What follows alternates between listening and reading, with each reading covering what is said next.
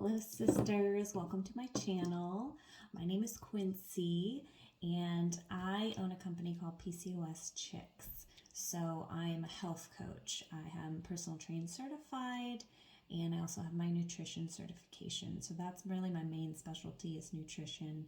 I love talking all things food and especially with PCOS.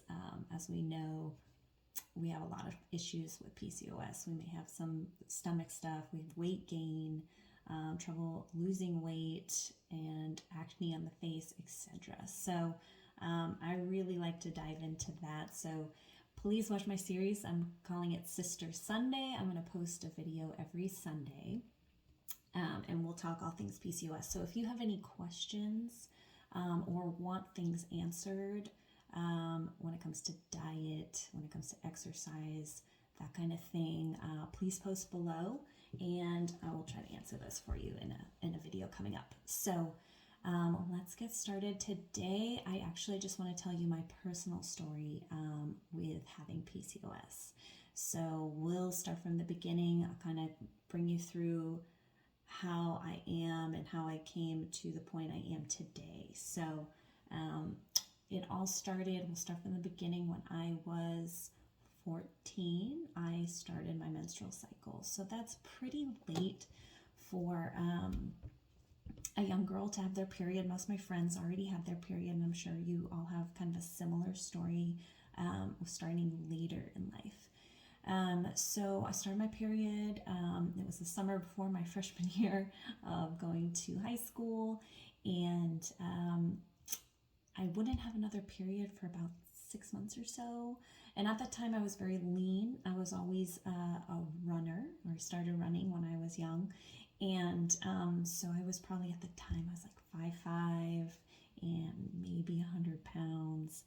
So pretty light. So I didn't start my period again until about 6 months after that, and it might have been really light. So I talked to my gynecologist about that at the time. And she wasn't really worried about it. She's like, well, you're really young. You have a low body weight count. You have probably something called amenorrhea, or amenorrhea, which is a condition when you don't have a lot of body fat. So I'm not the typical case for PCOS, as a lot of women that have it tend to be a little bit overweight. I have fluctuated in weight, probably about 20 pounds in my adult life, give or take. But probably the reason I hadn't struggled too much with weight was because I was very, very athletic in endurance sports for so many years. But because of that turned on a gene that stopped my ovulation and stopped my bleeding from happening. So fast forward a couple years, I was 16, still not having a regular cycle, so my gynecologist put me on birth control. So I was on that for a couple of years, and I had put on weight. I was maturing as a woman, my hips were coming out, etc. So I decided when I was 17, I was like, you know what, I don't really want to take this pill anymore. I'm not really sexually active right now. I think I'm good for a while. So I stopped taking it, and I just wanted to see, you know what, now that I'm heavier, I was probably around 130 at the time. I was like, okay, I'm going to try to stop and see if I regulate my hormones on my own, or get a bleed.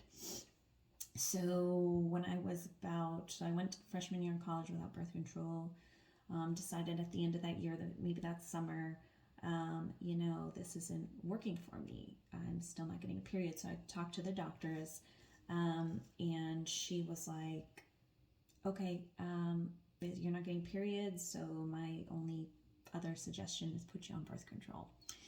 So me being young, not knowing anything, not knowing to ask other questions, PCOS at that time still wasn't really researched a lot, and doctors didn't suspect, especially someone of my size at the time, because I was heavier than I was, but I wasn't overweight.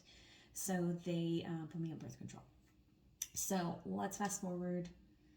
I stopped taking it when I was around 23, 24. So I got back on birth control at 18. I stopped around age 24, and I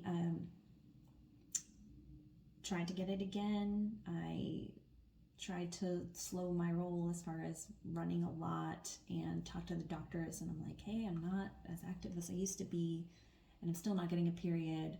And I was actually telling this to my primary care provider, which I love, and she's the first one who was like, we might have to do an ultrasound. It could very possibly be that you have PCOS, polycystic ovarian syndrome. So that was confirmed by ultrasound. So let's go to like how you get diagnosed with PCOS. If you have been diagnosed, how do you get that diagnosis? And how come like someone like who's overweight and obese is diagnosed with it, and somebody who's of maybe normal weight, maybe a little overweight, etc., gets diagnosed? Like it's PCOS is definitely not a one size fits all.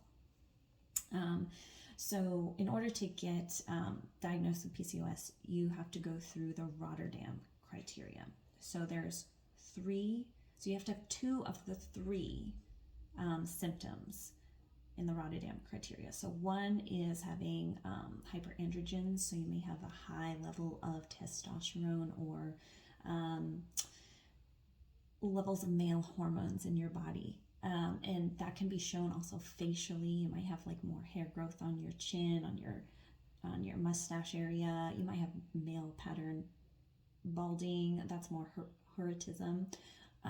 But that will show up in blood work if you have like high androgens and very low levels of like progesterone. So that's one criteria. The other is like missed menses or in ovulation. So you're not ovulating every cycle. Some people may actually have a bleed every cycle, but they are not ovulating, and then you discover you have it when you're trying to have children. So, but having missed periods is very common if you have PCOS. And then the third would be confirmed through an ultrasound to see if you have the polycystic ovaries. And again, the cysts on the ovaries are actually baby matured eggs on your ovaries. So they're not actually cysts. So don't get confused with painful cysts that women have that go to the hospital and they have to have emergency surgery or have surgery to get these cysts removed. It's not that actually. It's just that you're not ovulating. So these eggs are developing and then not fully maturing to be dropped into the fallopian tubes. So that's what I had. And also the reason I didn't have a period. So I decided at the time, I was around 25 when I was diagnosed with this, and I decided no more birth control. I don't want birth control. I know my diagnosis now, and I'm just gonna make it a part of me. That's fine. And so, when I decide I want to have kids someday, that's when I'll readdress it. So that's a good and a bad thing. The thing I didn't do is really do more research on PCOS at the time. I just went ahead and, I got a copper IUD, so it didn't have any hormones in it because I didn't want to have children at the time. So I was like, well, at least if I do ovulate, I'll be protected. But because you can still ovulate if you have PCOS, so don't think that you don't and you can't get pregnant, because you absolutely can. But it's scary at first when you're like, oh shoot, I don't know. So I got an IUD, and in my later 20s, I decided, actually through my 20s, I was still an endurance athlete. I loved running. I ran in college, and then I decided, okay, I'm going to run marathons and do that stuff. And then that slowly progressed into, I also love to bike, and I also really love to swim. So I ended up doing triathlons and getting to an elite level and started doing Ironman events and full Ironman events. So that took up, all my social life and also just a lot of training and a lot of stress on the body. So it was all cool at first and for a while, until my body really rebelled on me. So at this time, I probably was training really hard for like 2 years and not getting a bleed at all. So when I was about 20, no, I was 30, about 31 is when I started to get into this adrenal fatigue really bad. I felt like I had the flu every day. And we did blood work. My thyroid was all out of whack. My hormones were completely out of whack. I had insomnia. I had like no appetite, I remember at the time too, and dizzy. I would get like vertigo a little bit, and that was from my hormones just being completely out of whack. So it took me a few years after that to kind of heal from that, and I would say I've really healed from that now, not doing those events. So and not training. I really had to take a step back, which is hard, especially if you're an athlete and you have this group of wonderful people you love seeing all the time, and you meet up on weekends and you do your long runs or your long bike rides, and you know have this social group and this community of people that you just love being around. And I still love them, and we still hang out. So that's good, but just on a different occasion. Maybe we go for a walk, like I still meet friends for walks, or maybe little jogs here and there, but nothing extreme. And in other social events, because they were my social friends that I had. So anyways, so I stopped doing Ironman events, and I started really researching PCOS. So reading books, listening to podcasts, looking at Instagram and other nutrition folks that are really a specialty in PCOS. And I found a few supplements that I thought I'll try. You know, they really promote these here and there. So I have now figured out my individual formula. And it's been 2 years now, and I have had a regular cycle every month. So that's really awesome. And I have also been testing like my temperature in the morning, and also doing some LH strips, which from research with PCOS, those aren't really effective with PCOS because we typically will have high DHEA, and they will just either always show up really high or always show up really low. So those aren't really working, but the temperature is. So I'm just kind of monitoring my cycle. I still do want to have children. So hopefully, and now I'm reading up on everything fertility. So you'll probably get some Cyster Sundays on fertility too. So stay tuned. And if you have any tips for me, please leave a comment below. That would be great. I love learning, and I love making this a discussion with this community. So that's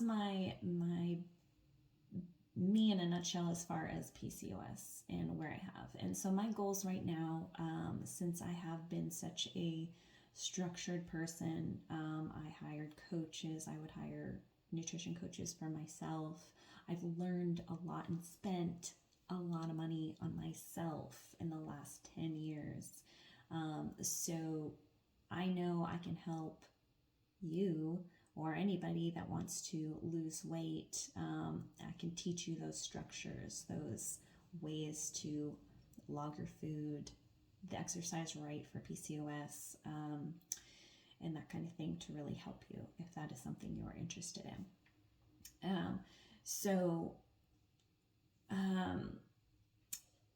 With that being said,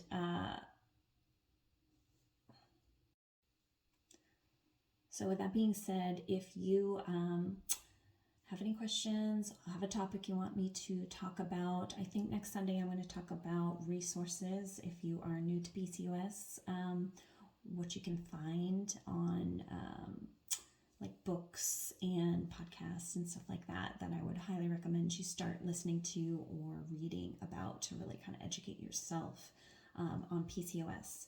And if this video was helpful at all, please like and subscribe, and I'll see you next Sunday. Bye.